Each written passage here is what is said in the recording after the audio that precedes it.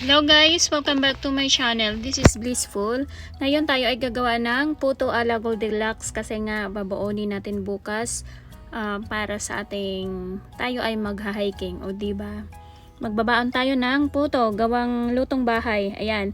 So para sa ating mga ingredients, gagamit tayo ng 2 cups all-purpose flour or nasa 250 grams at saka 1 cup sugar, 200 grams, and 2 tablespoons of baking powder.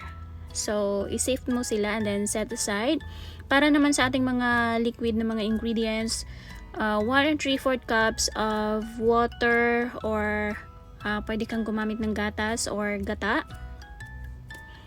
At saka 4 tablespoons of oil and 1/2 teaspoon of salt. So, ang gagawin natin ay i-mix mo lang yung dry ingredients natin sa ating mga liquid ingredients. Ayan. And then, ready na natin itong i-steam.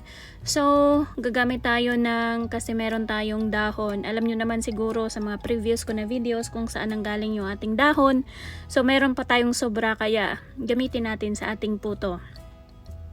Ayan. Actually guys, hindi ko siya nakalimutan kong ipakita sa inyo yung aking mga na-measure na mga ingredients. Ayan, naihalo ko na agad-agad. Ayan na. So, pagkatapos na maihalo natin lahat, sinasala ko pa ulit siya. Sinistrain ko siya para maging smooth na smooth yung ating puto. So, sa ating puto ngayon, hindi tayo gumamit ng gatas, kundi yung ano lang, yung gata. So, i-ready na natin yung ating mga molder. Lagyan natin ng dahon ng saging para mas mabagong siya. Actually guys, tested na tong aking